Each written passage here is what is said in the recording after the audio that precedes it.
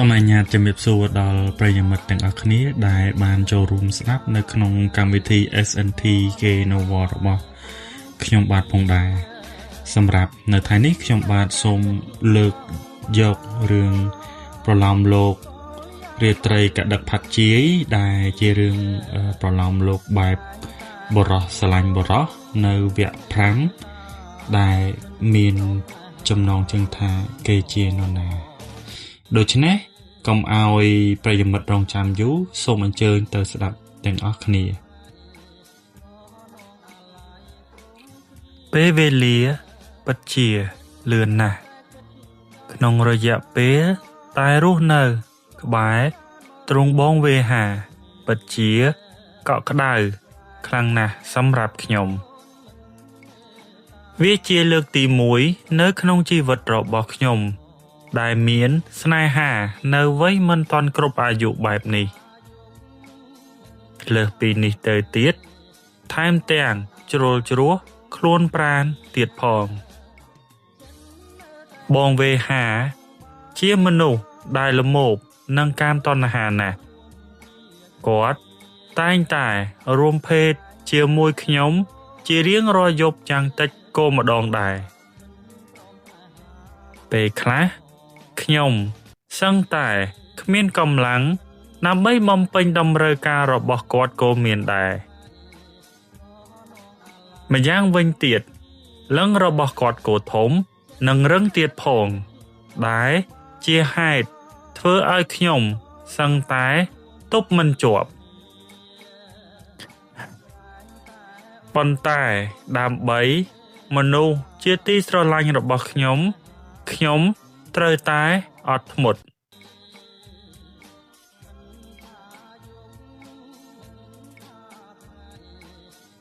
ក្នុងកំឡុងពេលដែលខ្ញុំ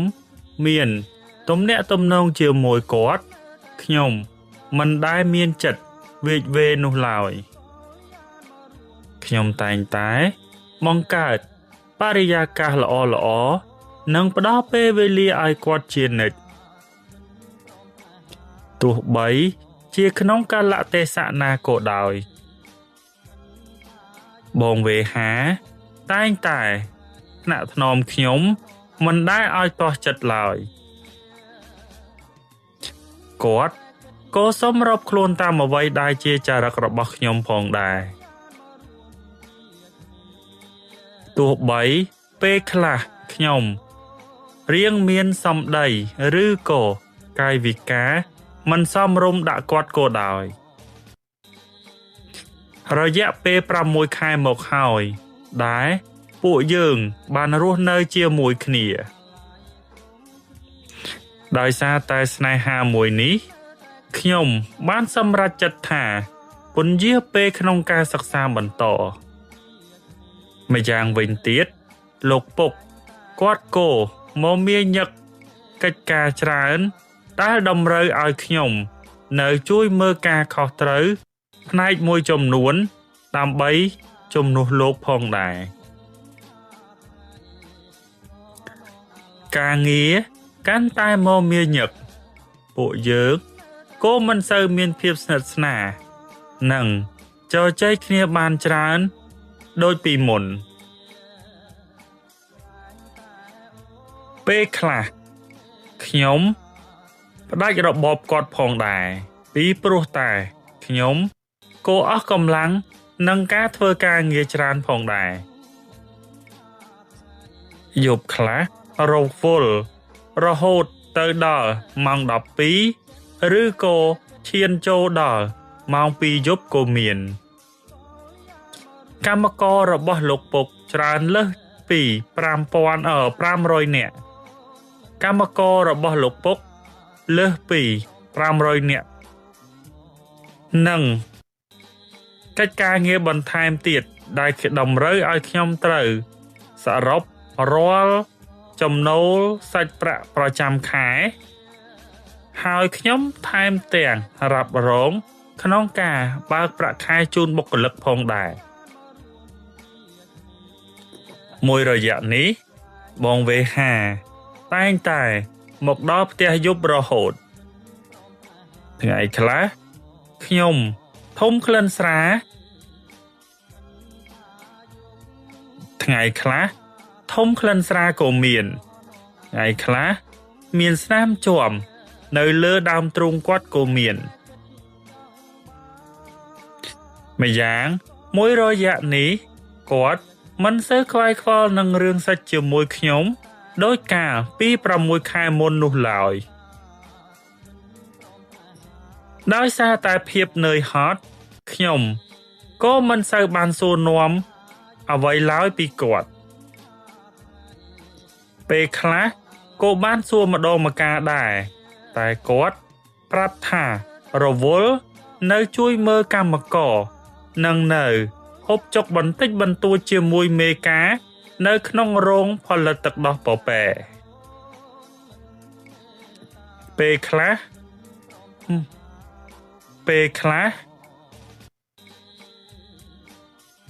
មកដល់គាត់គ្រាន់តែថើបខ្ញុំហើយក៏ចូលទៅងូតទឹកនិងសម្រានទៅគាត់តែងតែស្រវឹង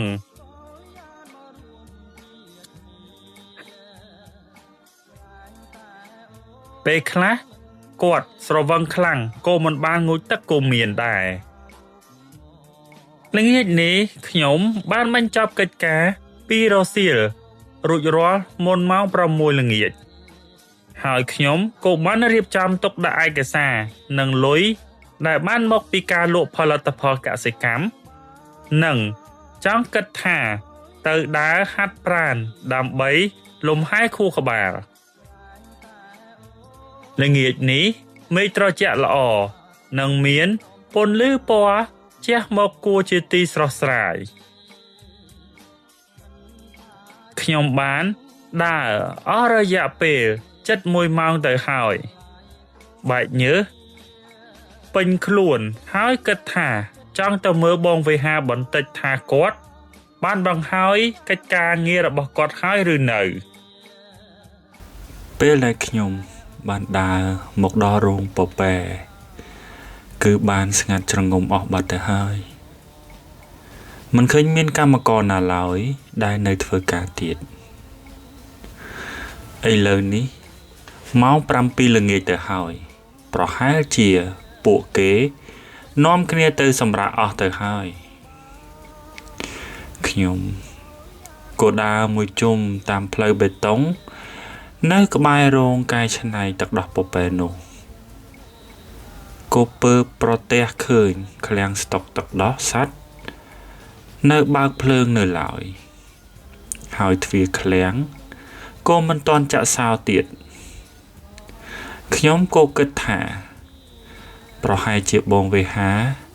មិនទាន់ទៅផ្ទះវិញដែរដើម្បីកុំឲ្យគាត់ឮខ្ញុំបានដើរលបដើម្បីទៅពញាក់គាត់ប៉ុន្តែពេលដែលខ្ញុំទៅដល់បន្ទប់គាត់ស្រាប់តែឮសំឡេងផ្លាប់និងធ្ងររអើសចេញពីក្នុងបន្ទប់មក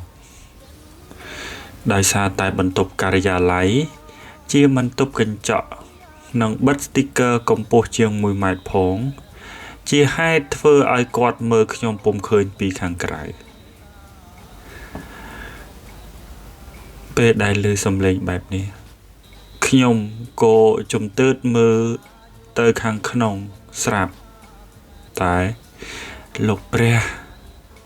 បងវេហាកំពុងតែវាយសាច់ជាមួយបុរសម្នាក់ទៀតឡើងរោរានិងបែកញើសជោកពេញខ្លួនបេះដូងរបស់ខ្ញុំចាប់ផ្ដើមលោតស្ទើរតែធ្លាយចេញមកខាងក្រៅ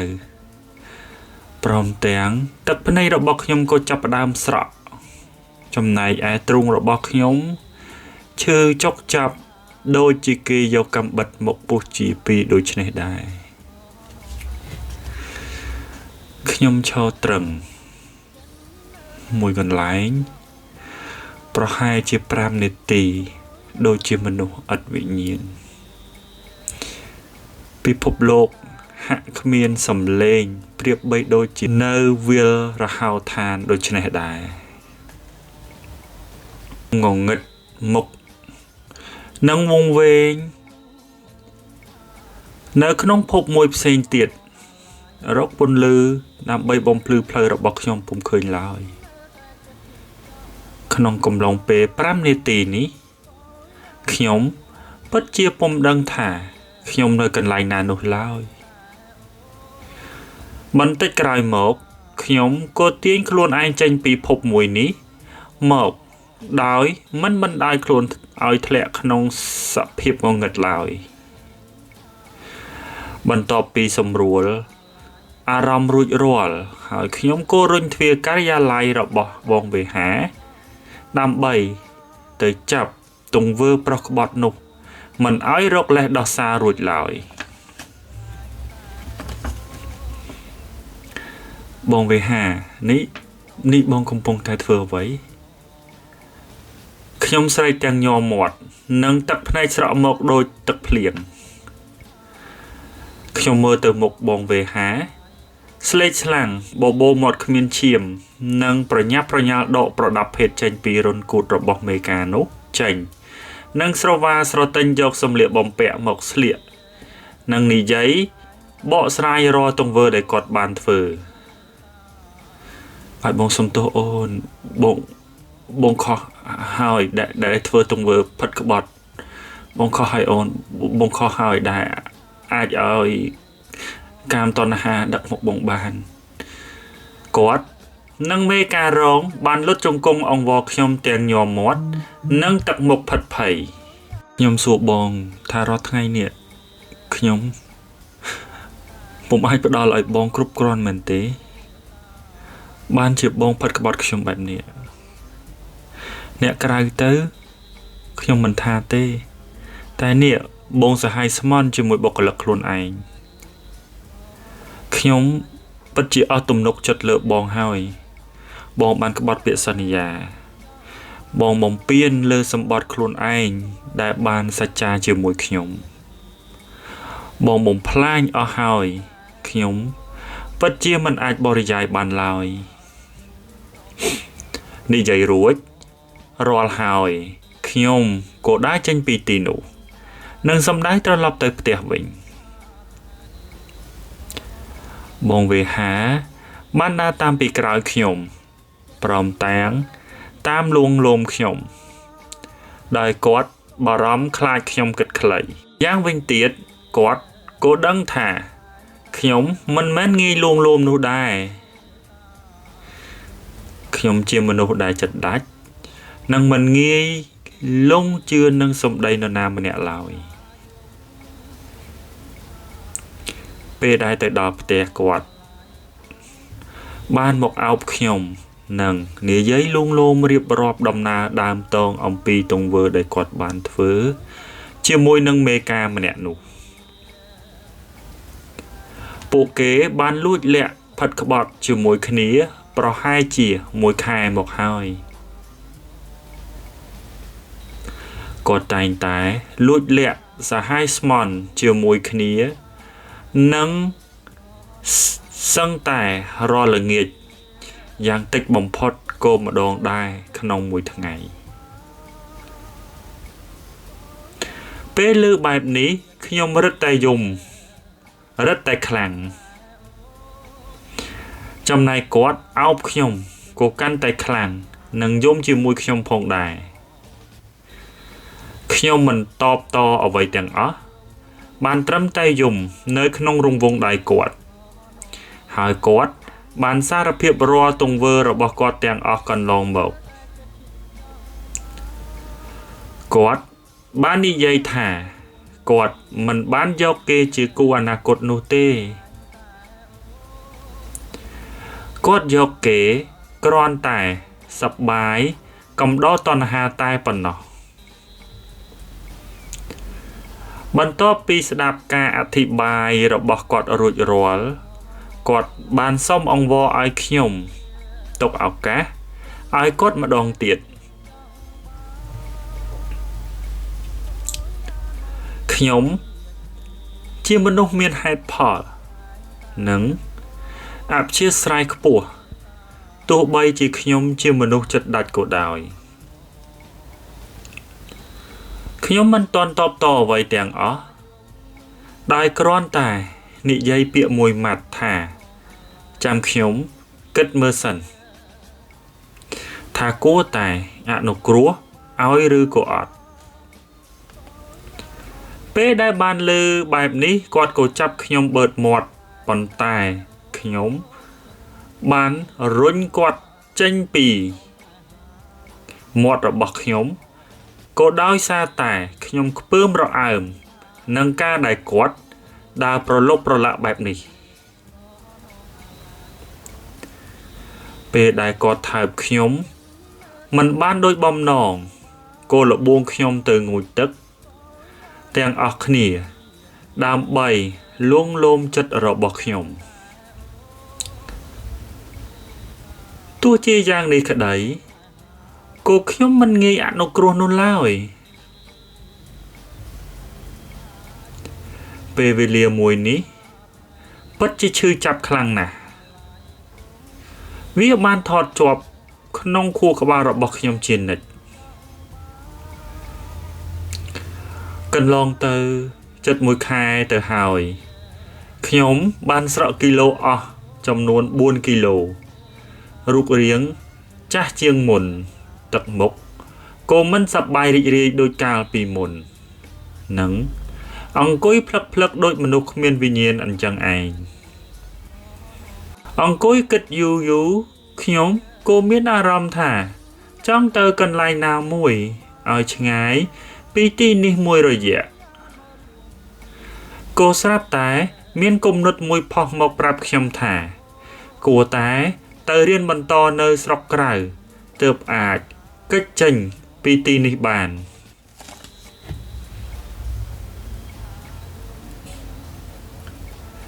មិនបងអង្គយូរខ្ញុំក៏បានហៅទូរស័ព្ទទៅជជែកជាមួយលោកពុកអំពីបំណងដែលខ្ញុំចង់បន្តការសិក្សានៅអូស្ត្រាលីលោកពុកពេលដែលឮខ្ញុំចង់បន្តការសិក្សានៅក្រៅប្រទេសបែបនេះគាត់ពិតជាសប្បាយចិត្តណាស់ពីព្រោះគាត់ចង់ឃើញខ្ញុំបន្តការសិក្សាបន្ថែមដើម្បីមានគ្រឹះក្នុងការដឹកនាំរបស់គាត់បានយូរអង្វែងក្រោយពេលដែលពិភាក្សារួចរាល់ខ្ញុំក៏ព្យាយាមស្រាវជ្រាវព័ត៌មានអំពីសាលាមួយចំនួនដើម្បីជ្រើសរើសមុខវិជ្ជាសិក្សាម្យ៉ាងវិញទៀតមើលអំពីលក្ខខណ្ឌរបស់សាលាផងដើម្បីងាយស្រួលក្នុងការរៀបចំខ្លួនផងដែរមួយរយៈនេះបងវេហាគាត់ព្យាយាមមិនទៅណាឆ្ងាយពីខ្ញុំឡើយដល់ម៉ោងក៏ត្រឡប់ដល់ផ្ទះរៀបចំម្ហូបអាហារបោកខោអាវសម្អាតផ្ទះជួយរៀបចំបញ្ជីស្នាមជាមួយខ្ញុំគាត់ព្យាយាមធ្វើអ្វីដើម្បីលុបលាងកំហុសដែលគាត់បានធ្វើទង្វើមិនសមរម្យទាំងនោះខ្ញុំក៏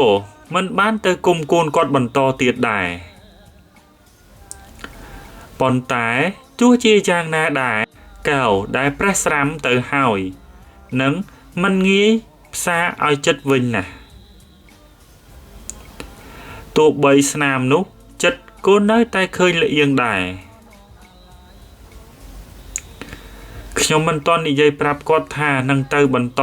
ការសិក្សានៅឡើយទេពេលវេលាចេះតែរំកិលទៅមុខ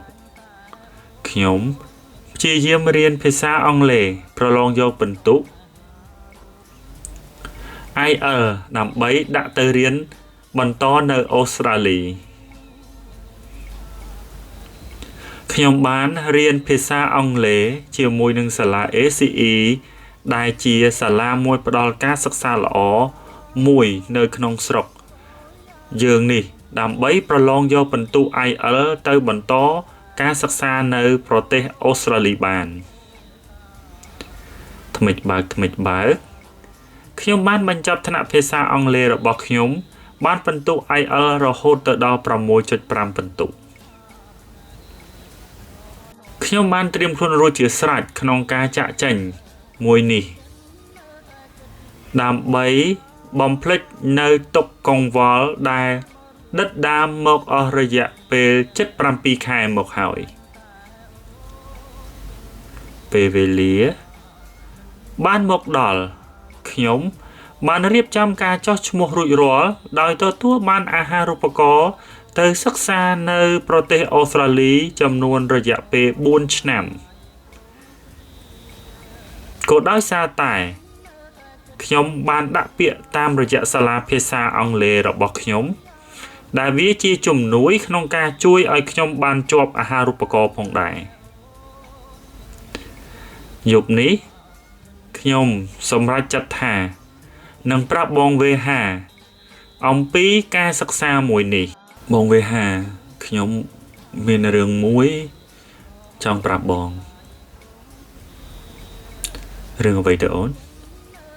ថ្ងៃស្អែកខ្ញុំទៅប្រទេសអូស្ត្រាលីហើយថាម៉េចអូន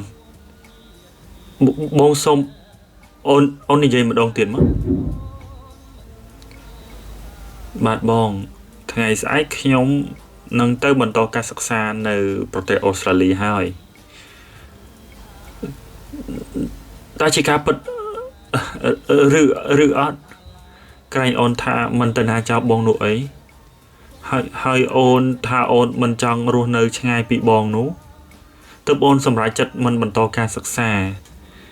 ហេតុអ្វីអូនចាក់ចោលបងគាត់និយាយទាំងអួលដើមកនិងទឹកភ្នែករលីងរលោងបងអ្វីបានប្រែប្រួលចាប់តាំងពីពេលដែលបងក្បត់ខ្ញុំបានផ្លាស់ប្ដូរទៅជាមនុស្សថ្មីមួយទៀតហើយបងជាអ្នកបង្រៀនខ្ញុំឲ្យស្គាល់នៅអ្វីដែលហៅថាភាពជឿចាប់ហើយវាបានបង្រៀនខ្ញុំឲ្យចេះផ្លាស់ប្ដូរខ្ញុំមិនមែនរដ្ឋាដែលបងស្រឡាញ់កាលពី8ខែមុននេះបងបានផ្ដល់មេរៀនមួយដែលធ្វើឲ្យខ្ញុំចងចាំអស់មួយជីវិតម្យ៉ាងវិញទៀតខ្ញុំទៅបន្តការសិក្សាមិនមែនទៅរស់នៅឯណាបងវាជាឱកាសសម្រាប់ពង្រឹងចំណេះដឹងរបស់ខ្ញុំផងសូមបងកុំបារម្ភអីខ្ញុំបានដោះលែងបងហើយបងនឹងមានសេរីភាពប្រុសស្អាតកុំស្រក់ទឹកភ្នែកធ្វើអីកូនប្រុសផងពេលយំទៅមិនសង្ហាទេខ្ញុំចង់ឲ្យបងស្គាល់រសជាតិដែលត្រូវបានមនុស្សជាទីស្រឡាញ់ត្រូវបានចាក់ចោលខ្ញុំមិនចង់ធ្វើឲ្យមនុស្សជាទីស្រឡាញ់របស់ខ្ញុំត្រូវឈឺចាប់ឡើយប៉ុន្តែខ្ញុំចង់ផ្ដល់មេរៀនមួយឲ្យទៅបងក្នុងរយៈពេល4ឆ្នាំនេះបងត្រូវតែលុបលាងកំហុសដែលបងបានធ្វើដាក់ខ្ញុំរងចាំមើលថាបងព្យាយាមថែរក្សាដើមឈើមួយនេះប៉ុណ្ណាពេលដែលខ្ញុំនិយាយចប់គាត់ត្រកងខ្ញុំអោបនិងមិននិយាយអ្វីទាំងអស់បានត្រឹមតែចាប់ខ្ញុំថើបហើយថើបទៀតហើយក៏មិនលែងខ្ញុំចេញពីក្នុងរង្វង់ដៃគាត់ដែរមួយយប់នេះខ្ញុំបានទទួលអារម្មណ៍ដោយការគ្រាដំបងត្រឡប់មកវិញហើយប៉ុន្តែខ្ញុំក៏មិនបង្ហាញឲ្យគាត់ឃើញថាខ្ញុំព្រមទទួលយកសំណើរបស់គាត់មិនឲ្យខ្ញុំចាក់ចេញទៅរៀននៅស្រុកក្រៅឡើយបាទសូមអរគុណដល់ប្រិយមិត្តទាំងអស់ដែលបានស្ដាប់ហើយខ្ញុំបាទក៏សូមអភ័យទោសផងដែររកកំហុសឆ្គងមួយចំនួនដោយសារតែការអានឬក៏ការនិទានរឿងទៅមិនបានសមរម្យប៉ុន្តែខ្ញុំសង្ឃឹមថាប្រិយមិត្តទាំងអស់នឹងប្រកាសជាកំសាន្តដោយភាពរីករាយផងដែរសម្រាប់វគ្គនេះរៀងវែងបន្តិចហើយសង្ឃឹមថាបងប្អូនទាំងអស់គ្នានឹងរងចាំសម្រាប់វគ្គទី6ទៀតថាតើនឹងមានបញ្ហាអីបន្តទៅទៀតឬក៏មានអ្វីកើតឡើងនៅពេលដែលរដ្ឋាគាត់បានទៅបន្តការសិក្សានៅប្រទេសអូស្ត្រាលីថាតើវេហាគាត់នឹងលះបង់អត្តចរិតដែលលមោបកម្មតណ្ហាចូលចិត្ត ផ្លាស់ប្ដូរដៃគូច្រើនឬក៏យ៉ាងណាដូច្នេះកុំភ្លេចរងចាំតាមដានសន្តាប់ទាំងអស់គ្នាខ្ញុំបាទសុភាសូមអរគុណនិងសូមជម្រាបលា